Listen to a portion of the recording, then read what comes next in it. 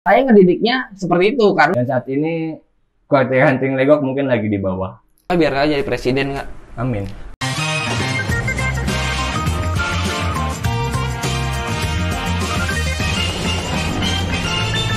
Assalamualaikum warahmatullahi wabarakatuh. Waalaikumsalam warahmatullahi wabarakatuh. Salam pramuka. Salam. Hai sahabat coklat, balik lagi di channel Manusia Tunas Kelapa dengan tema ngeduprak. Ngerumpiin dunia pramuka. Hari ini kita bakal ngeduprak bareng salah satu pembina gugus depan dan juga sekretaris ranting, dan juga beliau sedang menggeluti usaha di bidang videografi.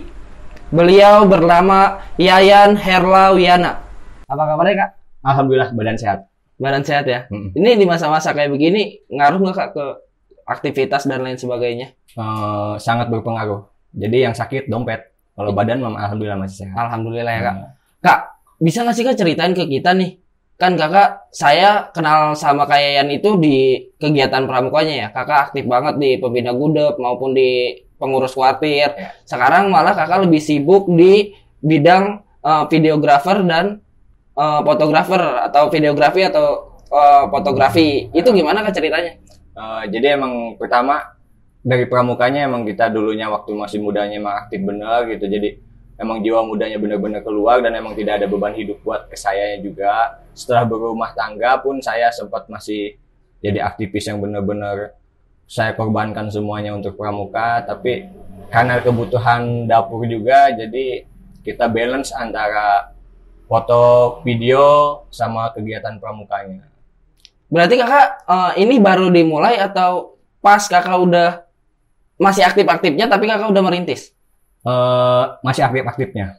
Jadi ketika saya pramuka pun saya sambil menggeluti belajar cara megang video, cara megang foto. Jadi bertahap. Jadi ketika pramukanya berjalan, saya mempelajari teknik-teknik dasar untuk foto dan video itu.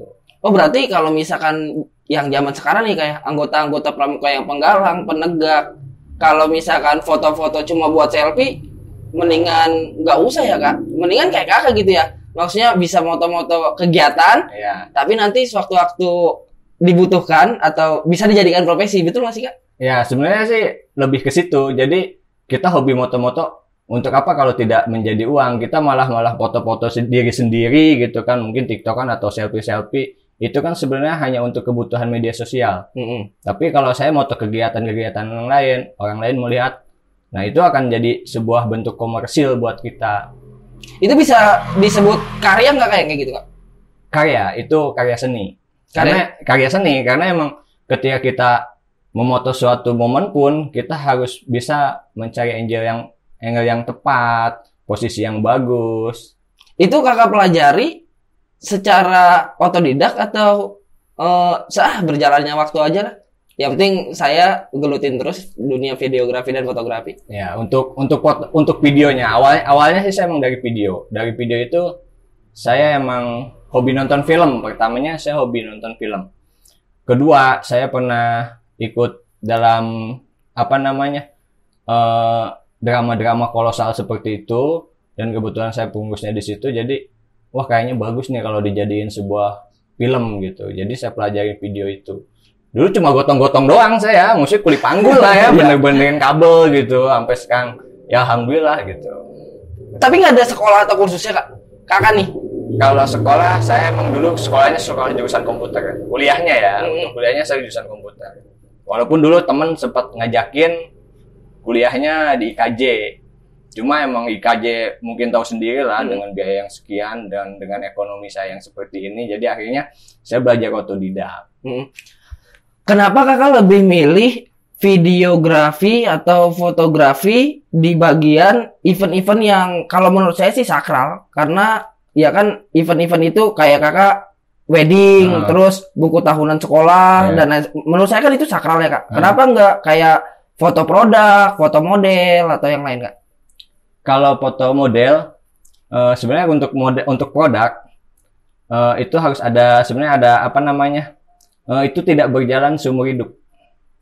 Model juga sama. Tapi kalau bicara kita tadi sakral, kayak weddingan, buku tahunan sekolah, itu akan dikenang seumur hidup. Seperti itu. Jadi ada cerita ketika anak, ini loh, gua waktu, ini loh dek, bapak kamu ini loh dek, mamah kamu waktu muda.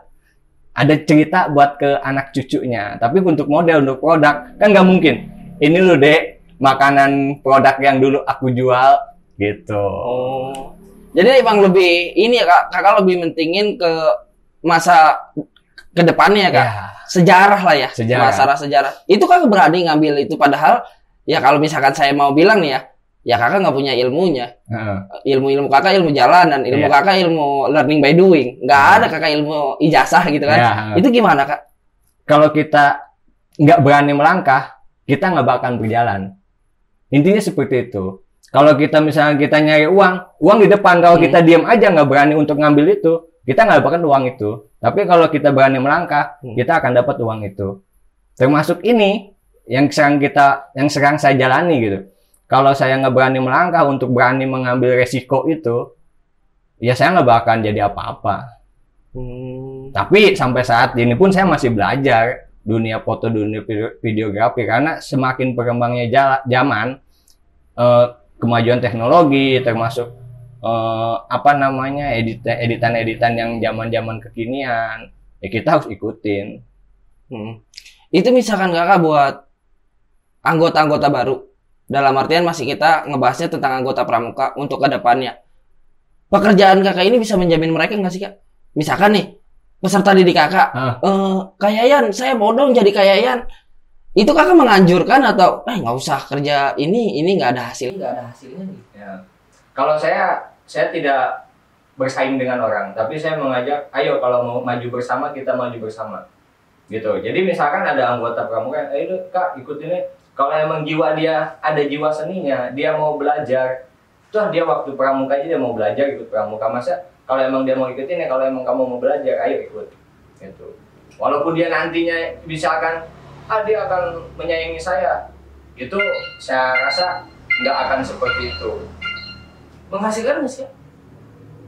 Menghasilkan apa aja dulu nih? Ya nominal angka Menghasilkan menjamin kehidupan. untuk kalau normal menjamin, tapi kalau selama new normal seperti ini kita 50-50. Berarti emang nggak salah kalau misalkan peserta didik kita atau anggota-anggota pramuka kita belajar moto ya Kak, karena kedepannya akan ada profesi-profesi yang bisa ditekuni gitu ya Kak. Ya, intinya kalau emang dia mencintai, dia hobi, insya Allah hobi itu akan menjadi uang. Ini Kakak begini gara-gara gudap sepi apa gimana? Apanya nih? Iya, maksudnya Kakak sekarang lagi menggeluti nih. Itu efek kegiatan di gudap sepi atau ya saya mah nggak ngaruh mau gudap ada kegiatan atau kuartir ada kegiatan ya Kakak tetap usaha. Oh, untuk itu kalaupun misalnya gudap lagi sepi, gudap lagi rame, kan yang tadi saya bilang pertama, saya akan balance di antara itu. Jadi misalkan kuartir ranting butuh saya akan semaksimal mungkin. Sebelum kuartir ranting itu membutuhkan saya akan menjadi saya adalah orang yang dibutuhkan. Jadi ketika event itu selesai, event itu akan dimulai, pekerjaan saya sudah selesai. Iya, paham. Berarti ada distribusinya juga ya Kak buat gerakan pramuka ya Kak? Ada, karena emang kejadian waktu Jambore dan Raimuna kemarin pun Legok 2 hari saya tinggalkan untuk di weddingan. Saya 2 hari di weddingan, bukan saya meninggalkan pramuka, tapi saya usahakan pekerjaan saya sudah selesai. Dan alhamdulillah ketika acara itu kerjaan saya sudah selesai. Jadi saya untuk hadir ke situ pun saya tidak ada kerjaan. Dan akhirnya saya di weddingan.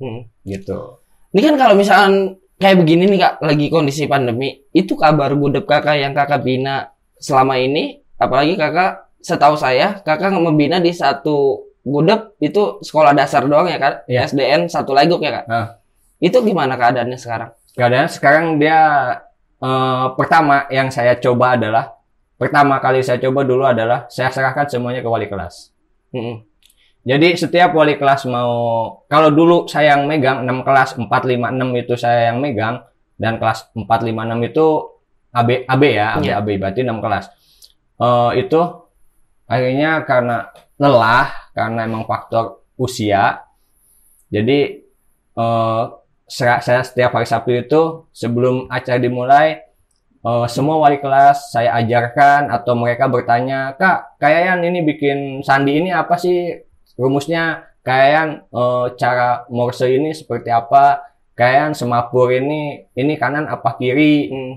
Nah, jadi ketika itu sudah tersampaikan semuanya, wali kelas yang turun untuk mengajarkan pramuka ke gudepnya. Itu kan kalau kondisi normal. Ini kalau yang masa pandemi kayak gini? Tetap sama wali kelas. Oh, berarti masih berjalan tuh si rangkaian di gugus depannya? Masih, tiap hari Sabtu mereka belajar online.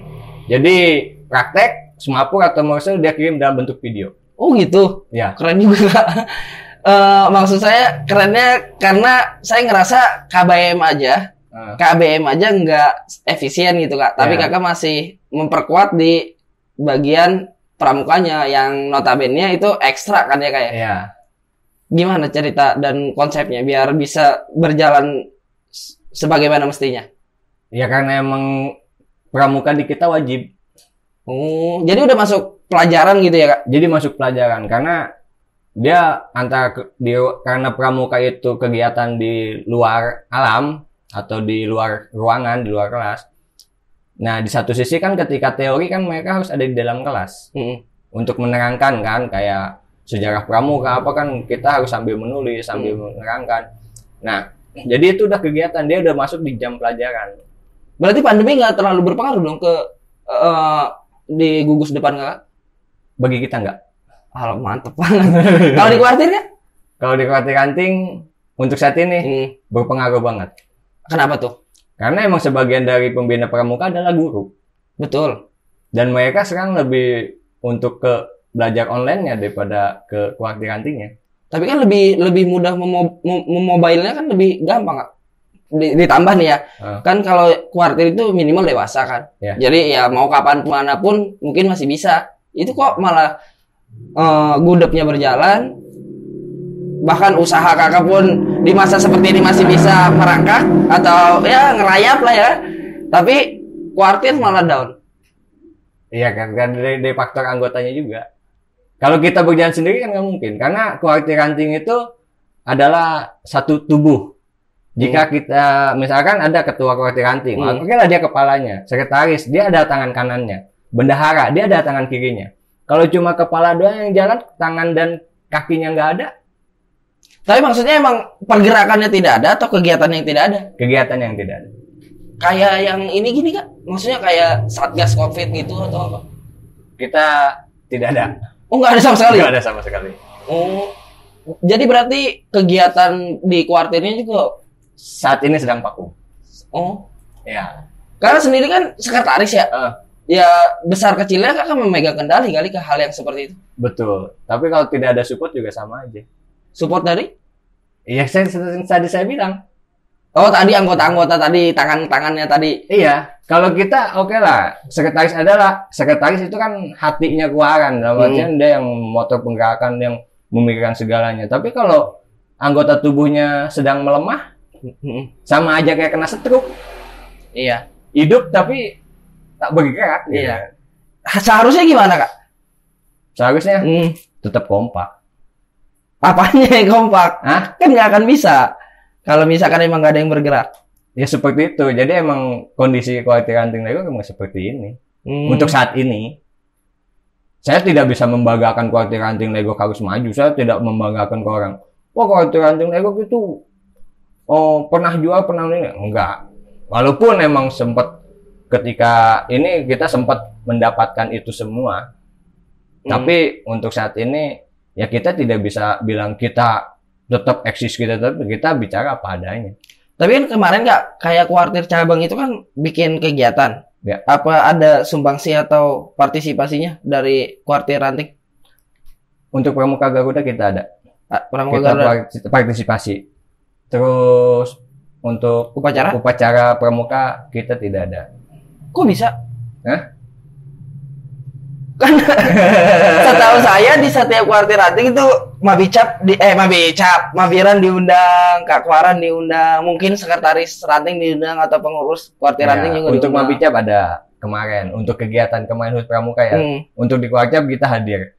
Tapi untuk di Kuaran, walaupun diberikan instruksi sama Kuarcap, saya bicara padanya, Legok tidak ada. Oh, tidak ada. Kenapa bisa, Kak? Padahal setiap Kuaran ngadain, Kak, walaupun seada-adanya. Walaupun seada-adanya mereka ngadain loh. Kita lagi stroke. Itu salah siapa? Saya bisa bilang itu salah Kakak nggak sih? Nggak salah juga. Saya mau saya disalahkan juga nggak jadi masalah buat saya. Ya kalau saya salah menyalahkan orang lain, saya egois loh. Betul. Tapi kan kalau misalkan kita juga nggak bergerak juga kita salah. Betul. Jadi mungkin di satu sisi salah saya karena programnya tidak saya sampaikan kepada pengurus, kepada anggota yang lain. Terus kalau dibilang handphone mah mungkin disconnection lah. Oh. Jadi ada komunikasi yang terputus lah ya, Kak. Ya, seperti itu. Jadi ketika saya lagi semangatnya saya sampaikan sampai ini, tapi kalau tidak ada respon dari anggotanya untuk apa? Faktor apa tuh, Kak? Nggak mungkin kalau misalkan cuma karena pandemi. Dalam artian seperti inilah yang Kakak bilang tadi, Pramuka tuh adanya anak-anak muda. Ya wajar anak muda punya semangat dan punya jiwa yang berapi-api. Iya. Cuma kan kalau misalkan udah dalam bentuk organisasi harus saling support lah, dalam artian seperti itu. Betul. Jadi dari 21 anggota Kuartir Ranting itu yang aktif cuma 4 untuk saat ini. Cuma 4? Cuma 4. Dari 4 itu nggak bisa bergerak sama sekali Kak buat membesarkan Kuartir Ranting? Atau menggerakkan si 21 orang itu? 18 orang? Mungkin sistemnya yang salah. Sistem dari kita yang salah. Oh. Jadi sistem yang salah dalam artian untuk saat ini saya tidak membanggakan Kuartir Ranting Legok ya. Saya introspeksi diri untuk diri saya sendiri. Mungkin sistemnya yang salah. Jadi dalam artian salah gini. Mungkin cara kita pendekatannya, cara kita menggerakkan di antara 21 orang itu. Gitu sebenarnya. Pasti ada ini kan Kak, pandangan lain. Kakak mandang siapa? Kok bisa-bisanya ngomong kayak begini? Apa Kuaran lain juga bagus-bagus aja? Kalau Kuaran lain yang saya bilang dia masih bagus. Kuaran yang lain masih berjalan. Saya lihat kemarin di grup Sekretaris Ranting juga mereka posting-posting upacara HUT Pramuka di Kuarannya masing-masing. Saya bilang mereka masih bagus. Bisa dibilang ini karena pandemi doang sih Kak? Enggak ya? Iya, saya bilang roda itu berputar. Jadi ada saatnya mungkin Kuartir Ranting Legok ada di atas, ada saatnya Kuartir Ranting Legok di bawah, dan saat ini Kuartir Ranting Legok mungkin lagi di bawah. Setiap orang ada masanya, setiap masa ada orangnya mungkin kayak. Ya, seperti itu. Semoga Kuartir Ranting Legok kembali pulih dari stroke-nya. Amin. Berarti Kakak di masa-masa begini kegiatan di Sekretaris Ranting tersebut nggak ada kegiatan sama sekali? Sebenarnya ada kegiatan terakhir kita seharusnya Februari itu kita sudah musran. Harusnya udah musran. Harusnya sudah musran. Banyak Kak. Banyak yang musran gara-gara pandemi. Ya musrannya banyak yang di-cancel juga. Maksudnya bukan cuma Lego kalau kayak gitu. Iya, betul. Jadi kita mau ditunda juga. Jadi ya kita malah takutnya salah langkah atau apa gitu. Kak, kalau saya ngebahas Kuartir, saya udah tahu kan ya belangnya. Jadi belangnya saya udah tahu nih. Sekarang Kakak juga saya bilang udah jauh dari saya. Dalam artian kalau misalkan saya mau frontal atau saya mau kasar, Kakak tuh udah tua. Udah tua, harusnya emang udah santai. Nggak harus ngurus-ngurusin kayak begini lagi. Boleh lah ikut-ikut ngurus, tapi cuma ngelihat, memberi saran, nggak harus terjun ke lapangan. Tapi setelah saya lihat-lihat lagi, Kakak lebih sibuk sekarang di kayak kepemudaan, kayak Karang Taruna dan ya kepemudaan itu. Berarti berarti kan Kakak kesibukannya banyak ya? Gudeg, videografi, fotografi, mungkin ada kegiatan lain, daring. Terus sekarang sok-sokan udah tua tapi masih sibuk ngurusin anak muda. Buat apa? Karena mungkin saya berkaca ke Soekarno. Presiden kita yang pertama, Soekarno, kalau dibilang tua-tua. tapi dia meminta 10 pemuda untuk mengguncangkan dunia. Mm-mm. Nah, mungkin kalau Kak Rizwan bilang saya udah tua tapi sok-sokan ngurusin pemuda, mungkin inspirasi saya adalah Bung Karno. Jadi dari pengalaman saya yang ada di Kuartir Ranting yang 2007 sampai 2019, 2020 lah. Saya di Kuartir Ranting.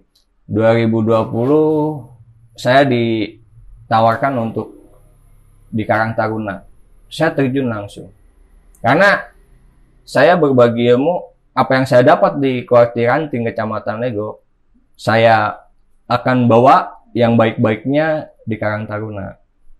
Gitu. Selama itu pemuda, selama itu masih mau belajar, saya bisa ngajak bareng-bareng. Soekarno punya bentuk atau quotes atau impian beri saya 10 pemuda untuk mengguncangkan dunia. Kalau kakak butuh berapa pemuda buat mengguncangkan dunia? Staf khusus tuh muda-muda kan. Ya. Cuma media sosial doang yang guncang, dunia belum. Belum ya.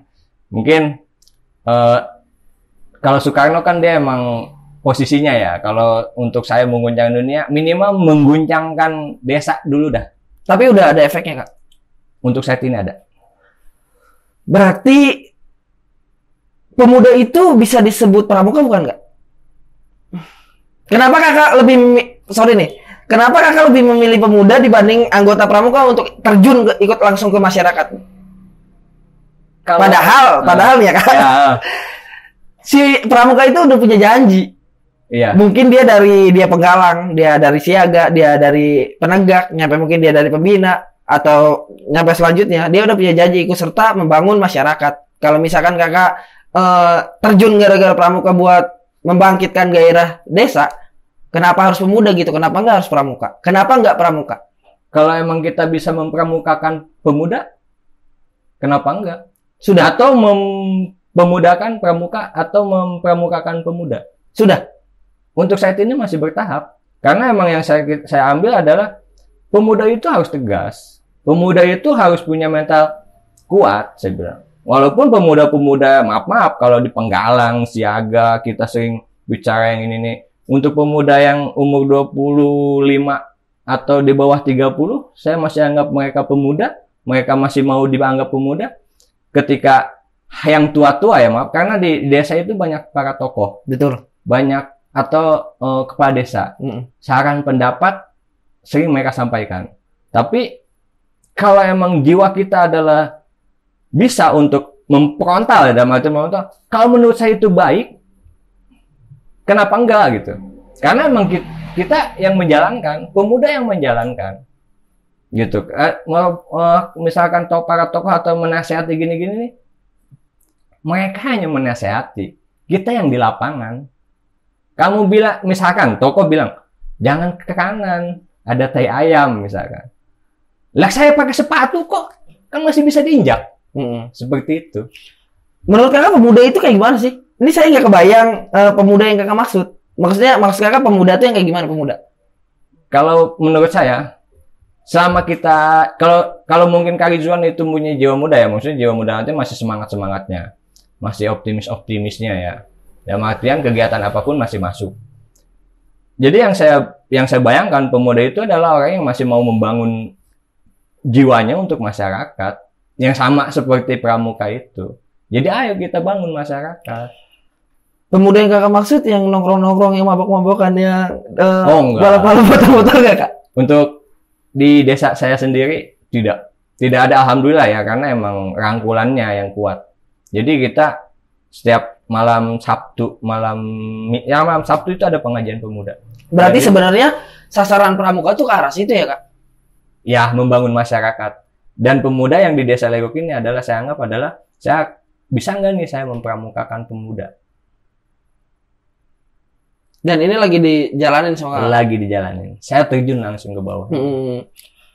Kak, kalau misalkan saya ngomong pemuda kak, di masa-masa kita penggalang, mungkin kakak ya udah di masa pembina, di masa-masa kita mendidik para penggalang dan para penegak. Pernah bersaing dalam perlombaan. Nah, kompetisi gitu kak. Itu berpengaruh nggak sih kak ke dia nanti maksudnya jiwanya itu berpengaruh nggak sih, sering berkompetisi, tapi nanti gimana gitu kak? Ending dari itunya, dari hasil kompetisi itu.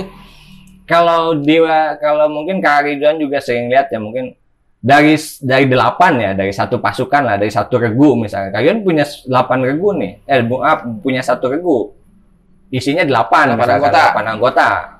Ya mungkin ada 1-2 yang masih menjiwai pramuka itu. Karena usia penggalang SD itu kan kita yang nunjuk. Betul. Kita tunjuk, kita paksa dia untuk bisa gitu. Tapi ketika dia udah dewasa kadang maaf nih, ada masanya pubertas ini, mungkin terpengaruh sama pacarnya, kan bisa aja dia balik kanan dari pramuka. Tapi masa kompetisinya Kak, kita sering ngedidik, mungkin ya saya nggak tahu sih seluruh pramuka atau enggak ya Kak, cuma pramukanya saya dan mungkin pramukanya Kak Yayan juga sering tuh mengajarkan anggota didik kita, peserta didik kita untuk ikut berkompetisi. Itu ada dampaknya nggak sih Kak pada saat dia beranjak dewasa nanti benar-benar ngelihat melek nih, oh ini ternyata hidup gitu. Ada. Bahkan sekarang peserta didik saya pun masih komunikasi sama saya. Saya mungkin notabene sudah jadi guru ya, udah kuliah, mungkin saya tua banget kayaknya ya. Jadi ketika dia sudah lulus kuliah, udah ngajar, dia masih sempat tanya ke saya, Kak, kalian kan sekarang sekeran nih. Nah, gimana sih caranya untuk pemutihan gugus depan gitu? Karena emang sekolah yang saya ajar ini masih baru gitu dan belum punya nemu gudep. Jadi masih komunikasi. Berarti kan ada dampak. Padahal dia dulu yang sering saya ajak-ajak kompetisi lomba kesana kemari, tidur di tenda, terus bawa-bawa kenceng gitu. Kalau kayak saya gini nih Kak, tadi kan Kakak ngebahasnya tentang yang si peserta didik. Kalau kayak saya nih Kak, saya sering berkompetisi. Bahkan saya sering mengajarkan peserta didik saya nggak ngambil yang biasanya pelatih-pelatih kita mengajarkan. Pelatih-pelatih kita kan mengajarkan kalau misalkan ikut kompetisi, lomba, nggak harus menang. Yang penting berpartisipasi dan dapat pengalaman dan dapat ilmunya, tapi nggak harus menang. Cuma kalau saya mengajarkan ke peserta didik saya, kalau kalian berkompetisi itu harus menang. Jadi bertolak belakang nih Kak. Bertolak belakang, harus menang dan ya juara itu cuma satu. Makanya saya ngedidiknya seperti itu karena saya pun seperti ini Kak. Jadi kalau misalkan saya ini efek kompetisi. Saya sekarang ini efek kompetisi karena jadi saya nggak pernah mau kalah sama siapapun. Kayaknya bisa ini. Mungkin suatu waktu kalau misalkan saya udah pengen berkompetisi sama Kakak, wah besok saya harus punya videografi lagi nih. Gitu. Jadi ada dampak bagusnya Kak ke diri saya efek si kompetisi itu. Ya saya sih berharap setiap peserta didik juga punya dampak seperti itu ya Kak. Saya harap seperti itu. Karena emang saya juga mengajarkan seperti apa yang kalian ajarkan. Jadi kamu mau menang mau kalah. Kalau kamu lomba cuma nyari pengalaman, kamu dapat capek doang. Betul. Gitu kan. Minimal kamu dapat capek, dapat pengalaman, dapat piala. Itu yang saya ajarkan ke mereka. Berarti seharusnya Kak, mental pemuda itu harus mental yang kayak gimana Kak? Iya tangguh. Intinya tangguh. Kalau misalkan kita macan kita cuma diem di kandang, dikasih makan sama yang punya pengurusnya, ayam lagi misalkan, ya itu kebetulan macan itu akan tetap makan ayam. Tapi kalau dia keluar dari kandangnya, dia makan apa aja, entah itu zebra, kuda, kan? Ya pemuda itu adalah saya anggap macan. Jadi dia harus lepas dari kandangnya. Jangan diem aja di kandang. Nanti liar Kak? Hah? Nanti liar? Ya seliar-liar yang macan kan masih bisa dijinakan. Makan orang Kak. Nah buktinya kalau masih bisa dijinakan. Iya juga sih. Berarti Kak kalau yang kayak begini-begini mah emang pemuda juga berpengaruh. Apalagi pemuda yang berpramuka ya Kak? Ya. Jadi konsepnya seperti itu. Menurut Kakak emang seorang pemuda tuh harus pramuka dulu atau yang penting minimal jiwanya. Minimal jiwanya ya Kak? Jiwanya. Iya kan misalnya jiwanya pramuka itu dasar dharma kan pertama apa? Takwa kepada Tuhan Yang Maha Esa. Ya saya pemuda minimal itunya dulu. Kita perbaiki dari situ. Selanjutnya ya dasar dharma dari 2 sampai 10 ya kita perlahan. Cuma dengan konsep yang berbeda. Kalau mental tadi balik lagi ke si mental. Ada pemuda yang nggak punya mental tangguh tersebut. Gimana Kak? macan ompong. Iya kan? Berarti emang harus pemuda tuh harus punya mental yang itu ya, Kak? Iya. Pejuang lah ya. Pejuang lah. Nggak pantang menyerah gitu ya, Kak? Betul, Kadang kan sekarang gini, Kak. Putus dikit sama ceweknya Galau. silet-silet, Silet-silet, ya, gitu. sedih, nangis, bikin video. Itu kayak begitu bisa contoh pemuda nggak, Kak? Itu Kalau misalkan kita balikin nih, Kak, Nah, coret-coret, dia bisa bilang, ini kan karya saya. Setelah saya galau bikin video, ya ini kan karya saya, apalagi nyampe viral. Itu gimana, Kak? ya itu mah kalau saya bilang terlalu lebay kali ya. Mungkin terlalu lebay. Ya elah mental lu men, cuma cewek satu gitu kan. Masih banyak cewek yang lain, jatah kita 4. Kok 4 sih? Udah bisa dibahas. Berarti kalau misalkan yang kayak begitu, Kak, kalau Kakak menanamkan ke seluruh pemuda-pemuda yang ada di sekeliling Kakak untuk menjadi mental-mental tangguh, itu juga banyak dampaknya ke lingkungan kita ya, Kak? Banyak dampaknya. Untuk kegiatan, termasuk kegiatan sosial. Karena kegiatan sosial dalam artian ya kegiatan sosial untuk masyarakat lah, kayak untuk santunan yatim, untuk peduli bencana, atau dan kegiatan-kegiatan Muharram, satu Muharram pun pemuda yang nge-handle di sini. Kakak nanamin jiwa wirausaha juga ke para pemuda tersebut. Saya tanamin melalui Karang Taruna. Kenapa Kakak lebih memilih wirausaha? Padahal banyak orang tua, Kak. Jangan jadi wirausaha, jangan jadi tukang dagang, jangan jadi penjual jasa, jangan jadi penjual makanan, mendingan jadi PNS. Mendingan kerja tuh di pabrik, uangnya ketahuan. Kalau pabrik mau rajin, mau malas, gajinya tetap segitu. Kalau jadi wirausaha, kita malas, penghasilannya kecil. Kalau kita rajin, penghasilannya besar. Gitu. Kalau misalkan kita PNS, maaf PNS, saya juga PNS. Apa tuh? Mencari nafkah serabutan. Jadi emang Kakak nanamin jiwa wirausaha itu ke pemudanya? Iya, karena minimal kita memperkaya diri sendiri. Dalam artian bukan memperkaya diri, dalam artian memperkaya diri sendiri. Ketika kita bisa menjadi orang yang berwirausaha, kita akan terobsesi untuk rezeki kita yang akan kita alirkan. Karena 2,5% itu bukan mungkin ya, emang dalam agama juga itu rezeki hak orang lain. Jadi kalau misalnya kita bekerja dibandingkan dengan usaha, kalau usaha itu kan tantangannya lebih banyak. Kalau bekerja, yang kita kerjakan kan itu aja. Misalkan QC ya kerja dia cuma begitu aja tiap hari. Pengalaman, maaf nih untuk pekerja ya, pengalamannya mungkin sampai situ.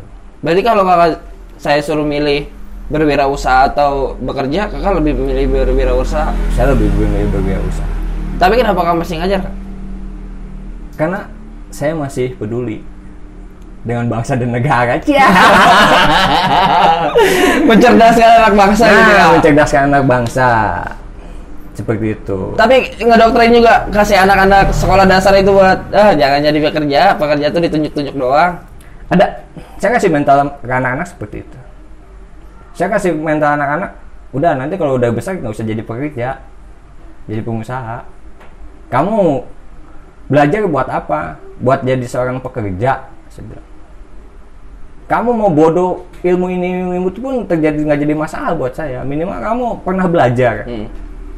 Bukan saya pernah dapat ijazah SD, SMP, SMA, atau saya pernah dapat ijazah S1. Ya minimal kamu punya pengalaman, minimal kamu pernah belajar sampai S1. Bukan saya pun S1 loh, saya S1. Itu nggak ada kebanggaan buat saya. Saya mau ngedoain Kakak biar Kakak jadi presiden, Kak. Amin. Karena kan karena kalau misalnya Kakak presiden nggak mungkin jadi prakerja kan, jadinya prawirausaha. Jadi hasil tuh, Kak. Ada hasilnya. Misalkan dikasih 300.000, harus balik ke saya 600.000, nanti 300.000-nya saya gratisin. Nah, gitu kan. Kalau prakerja kan dia buat kerja lagi. Apa ya, kayak buat kerja lagi, buat beli kuota. Iya, maksud saya ke situ. Jadi ngayain orang yang punya usaha. Kak, pandemi ini saya sih berharapnya cepat kelar ya, Kak. Ya. Kakak berharap cepat kelar apa pengen pandemi terus? Saya kalau berharap pandemi cepat kelar, saya berharap cepat kelar biar semuanya normal. Tapi selama pandemi ini mungkin berpengaruh juga kehidupan saya sih. Salah satunya mungkin rambut. Saya alergi sama tukang pangkas rambut, takut ketular COVID. Oh iya, bener ya. Bersentuhan soalnya Kak. Iya, karena dia kan sehari bisa 10 orang yang dia pangkas. Tiba-tiba mangkas rambut saya, kan nggak tahu dari 10 orang itu ada yang COVID atau enggak. Tapi kalau misalkan kita begini Kak, tadi kan kita di depan sudah mempraktekkan protokol kesehatan ya Kak. Ya. Kadang suka banyak yang ngomong kok diskusi nggak pakai masker sih. Itu menurut Kak gimana? Selama kita berjarak 1 meter nggak komen buat saya. Nah betul. Saya setuju sih sama itu Kak. Kita Setuju. kan ada 1 Apalagi meter. kita saling jaga kesehatan ya Kak. Iya, walaupun Mungkin saya Kak. batuk nih ya. Iya, kena nih saya. Oh ya Kak, setelah selesai pandemi, jika semuanya nggak new normal tapi normal lagi, kira-kira apa yang bakal Kakak laksanakan dan apa yang bakal Kakak lakuin selain motong rambut? Selain potong rambut ya. Karena kan guru nggak boleh Kak, nggak Iya. boleh Nggak boleh gondrong. gondrong. Iya. Ya mungkin salah satunya ketika normal, ketika saya ngajar, saya akan potong rambut mungkin nih, akan potong rambut karena normal keadaannya, dan saya akan kembali ngajar menghadapi anak-anak. Setelah itu saya tetap akan berkeliling karena emang stuck saya sebagai yang tadi kita bahas adalah dunia fotografi. Saya tetap akan keliling lagi ke sekolahan-sekolahan yang lain, dalam artian bukan sekolah saya, karena sekolah saya udah pasti saya akan ke situ terus tiap hari. Tapi saya akan keliling ke sekolahan yang lain untuk mengajukan proposal dokumentasi saya. Itu yang akan saya lakukan. Sekarang saya mau keliling juga nemuin siapa? Satpam. Enggak kan? Sekolah kan sekarang udah dikontrakan. Nggak boleh sekolah Kak. Iya. Nggak boleh sekolah, jadi sekolah debu semua. Iya. Kak, tadi kita udah ngomongin Kakak tentang jiwa pejuangnya Kakak, petarungnya Kakak, jiwa wirausaha Kakak nggak pantang menyerah dan lain sebagainya, kepramukaannya Kakak, bahkan kita ngobrol tentang kuartir anting dan lain sebagainya, ngebahas para pemuda juga. Ada nggak sih Kak pesan-pesan buat anggota penggalang atau anggota penegak, terutama sahabat coklat yang lagi nonton di sini? Konklusi apa nih yang ada di obrolan kita? Saya sih lebih mengedepankan apapun yang kita lakukan, apapun yang telah kita raih, tetap sederhana. Itu aja, karena sederhana itu orang tidak mandang kita siapa. Misalkan intinya gini lah, pesan saya, apapun yang kita lakukan sampai pencapaian manapun, apalagi kita sampai puncak sekalipun, tetap kita sederhana. Itu aja, karena saya yakin kalau kita bisa sederhana, percuma kita banyak gaya tapi dompet kosong. Iya kan? Iya betul. Iya kan? Banyak gaya gini-gini, giliran dipinta duit susah gitu. Kalau sederhana kan orang nggak bakal tahu kita punya duit atau enggak, gitu kan? Kita lagi susah atau enggak? Ya emang kita begitu-begitu aja, lurus aja kehidupannya. Tapi ketika kita ada di balik layar itu semua, kita berjuang sebenarnya. Sederhana dalam sikap, kaya dalam karya. Betul ya Kak? Semoga Kak Yayan sehat terus, Amin. tetap berkarya. Amin. Doa saya tadi semoga Kak jadi presiden, biar ada kartu prawirausaha. Terima kasih sahabat coklat, semoga obrolan kita kali ini bisa menginspirasi, terutama di dunia yang benar-benar dunia kehidupan, karena kita nggak banyak ngobrolin tentang pramuka, ngobrolin tentang apapun lah. Ya, enak pokoknya nih. Silakan Kak. Ya enak kayaknya nih. Pokoknya kita ngobrol apapun yang baik silakan diambil, jangan ambil buruknya ya kayaknya ya. Tapi enak nih orangnya. Enak ya Ranginang? Ambil baiknya. Ambil baiknya. Baiknya diambil. Ya baiknya. Sama-sama coklat, kalau misalkan butuh foto, butuh video yang bagus, Ian's Production nih, ahlinya dalam bidang tersebut. Nggak ahli juga Oh, sebenarnya. enggak juga. Oke, terima kasih sahabat coklat. Sekian dari kami. Assalamualaikum warahmatullahi wabarakatuh. Waalaikumsalam warahmatullahi wabarakatuh. Salam pramuka. Salam. Minimal kamu dapat capek, dapat pengalaman, dapat piala. Itu yang saya ajarkan ke mereka. Kalau cari pengalaman, apa ganti baterai?